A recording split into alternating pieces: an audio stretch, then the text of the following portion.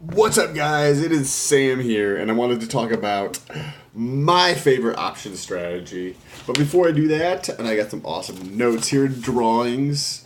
Before I do that, just gently press that subscribe button, and then gently just tap on the bell notification. So, if this is your first time here, thank you for coming. I am trading options for fun. It's been several weeks now. Everything's going awesome.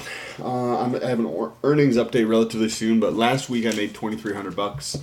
The week before that, I think I made $1,600 and change. The week before I made a bunch as well. So, this is my favorite. This is the most common strategy that I use. But to just give a little bit of context before I do anything, I wanted to touch on exactly what this is. So, I sell put spreads.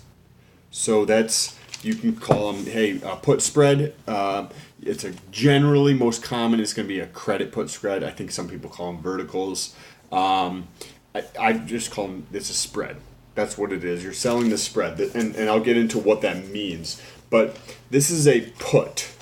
So I wanted to show you the payoff diagram of what a put is. If you're long, also if you're short. And then we'll go through an example. So this is an example of like how I make money, right? So this is a put. This is a long put. So some things to remember: if you hear someone say long, if you hear someone say buy or purchase or something like that, these, long, purchase, buy, all mean the same thing. If somebody says short or right in options world, that means the same thing, right? So long means you're buying, and this is what the payoff diagram looks like. So this is the zero, right? This is going to be the price at expiration for the underlying being a stock or some type of ETF, or they even have them on bonds or something. If you guys want to know, there's fucking options on literally fucking everything. So if you want to see a video on those, make sure you let me know down below in the comments or smash that like button. Okay, so first into the subscripts. This is P at X, right? This is the price of the underlying at expiration. This over here is pi. Pi in finance generally will refer to profit. So an easier way, instead of writing out the word profit, is you just write pi, right? So that's what this is. Pi is 3.14, blah, blah, blah, blah, blah. But this is the representation for profit. So down here we have negative, up here we have positive. Okay. So if you have something right here, this is the expiration price, or exercise price, right there. This right here for the long means it costs them money, right? It's below this zero line here. Right over here, this is zero. So anything below this black line is zero. And what this represents is the premium paid. Is that how you spell premium? That's the premium that's paid by the long. This section over here underneath this line is the profit. So if the price of the underlying goes down, then the long makes money. Now, this premium that we just talked about that the long pays, conversely, you come down right to here, the short or the writer of the option. Whoa, I need a whiteboard. My arms are pretty white though. Get some sun. Okay, so now hopefully you can still see this. A short put receives that premium. So this guy pays it, this guy receives it. So to this guy, that's why it's above the line. Remember, this is zero, same thing. This is profit, this is P at expiration, the price of the underlying at expiration. So over here, this is profit, and that's the only time that the short can make a profit, if it stays above here. where the only time that the long makes a profit is if it's below here. So they have opposites what they want to happen as time progresses.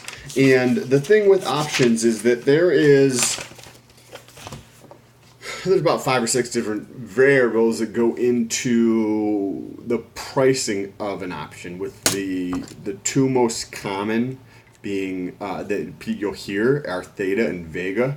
Vega represents the biggest portion of an option price, right? If you were to do a time or like a weighted average based upon the variables that go into it, vega has the biggest variable, especially if it is near being in the money.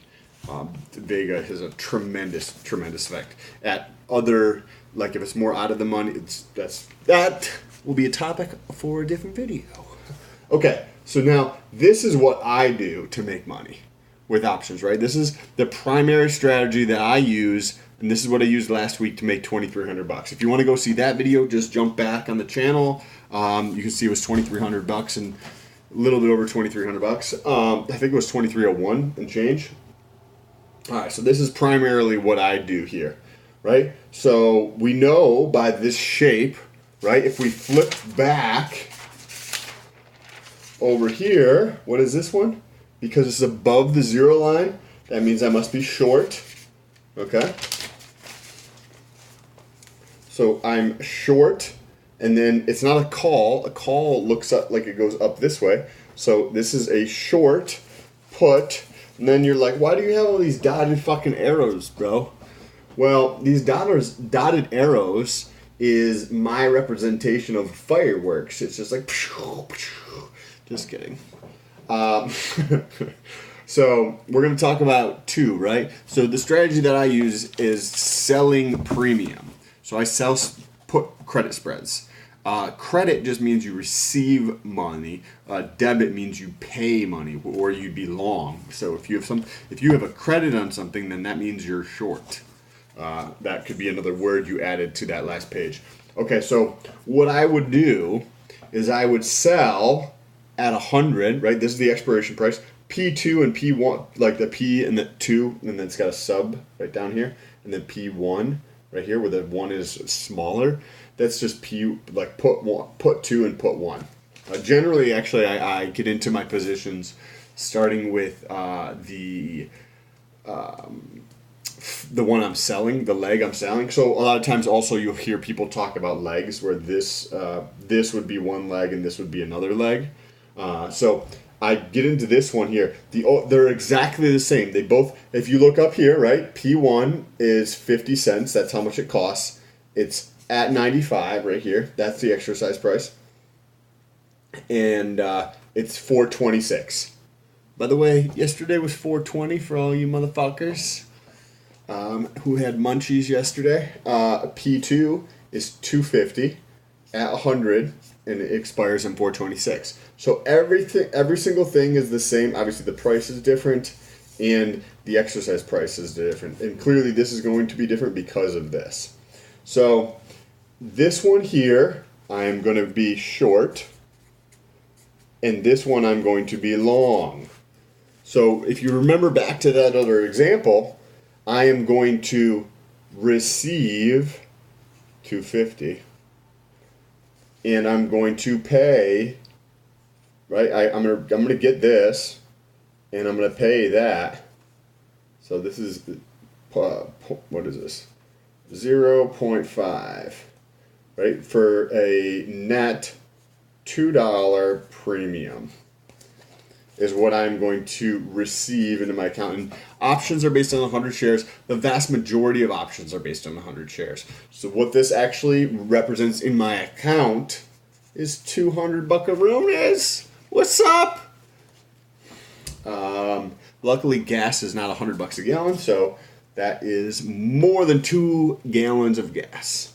All right, so I'm short this one. That's why it's below. Now here at the 95, I go long P1, right? So this one right here represents what would happen with P2 if the price were down here. This, coming up this way, would be what happens with P1. Now, the net effect of both of those is this black section right here. And I'm going to run through an example here in a second, right? Okay, so we're going to take, let's take 101 price. This is going to be PS, which is the price of the underlying. S just being the representing a stock. We're going to say, let's check all these, right? So we're going to say, what is the payoff at if the price finishes at 101, right? It finishes right here. What is the price if it finishes in here at 97? 101, 97. And what is it if it finishes at 90? Like, do you make money? What are the payoffs on these? So what you do is you look at each one individually, right? So let's say at 101, what happens? Well, let's take a look here. We've got we're going to look at P1 here. P1 only makes money if it's down below the $95, right? So this is worthless, right? Because it's down here and the price is up here. So P1 is worthless. Well, what is P2 worthless? Or what is P2 worth? So what we're going to do right here is we're going to take the price of the underlying, 101, minus 100, and that's going to be $1. But what the actual, because that's not how the actual formula works, it actually is going to just be this that we're going to receive, the $2.50. But we paid this. So the delta on that is the $200. So what that says is anything above here, I get to keep $200 or $2. It says the same thing. All right, so now let's take, let's come over here and let's say at 97. If you guys have questions, if I'm going through this very sloppily or very quickly, let me know down below in the comments. I'm happy to help out. If with puts, you make money when the price goes down. So if you're long, right? But I'm short, so I would lose money if the price went down. The price is above my exercise price, which means that I don't have to pay any money out at 101. That's why this one would just expire. This would expire. And all I would be left with is that. I feel like I should switch to the black marker because, oh man, I just got that all over my finger, son. So at 97, so the stock price finishes at 97. Well, let's do the same thing. P1, what is that? Again, it's above 95. Anything above 95 means that this one isn't worth anything. So this is 0, right? Well, what is P2? P2, all right, it's below the exercise price of 100. So we take 97 minus 100 equals -3, right? But then we have plus 2.5 minus 0.5, right? Because we already have done this and we've already done this. So the net of all that is minus 0.5, right? That's minus 3 plus 2.5, or minus 1, I'm sorry. Minus 3.5 minus this is 1. So this is minus $1. At 97, if the price finishes here, I lose $1 or $100, right? And that's including, that's already included into this example. So now let's come down here in this bottom corner and let's say at 90. So at 90, let's see, let's start again. P1, what is that? So now it's below the exercise price of 95. So let's take 90 minus 95. That equals minus 5, right? But I'm long this one, right? This portion of it, I'm short, right? Because I received premium. This one I paid premium. So this one I'm long. So it's actually plus 5, meaning I make money at that point, right? but I lose more money in the other position, right? So P2, this one is 90 minus 100, because it's below the 100 strike price. It's down here. This one equals minus $10, right? So now if you take the net of those two, it is minus $5. So that is another way, easy way you'll be able to figure this out once you build up a little bit more intuition, is just the delta between the strike prices, 95 and 100. That's what that's going to be. But remember, we received 250. Whoops. We'll just, never mind. So we have minus 5 plus 2.5 minus 0.5, right? So when you go through and you calculate all that out, that comes out to be -3. -3 is actually the break-even point. -3 is, got my cap. -3 is the break-even. So when you're selling premium, when you're doing some type of credit spread or something where you're short, in order to get the break-even, take the differences in the strike prices.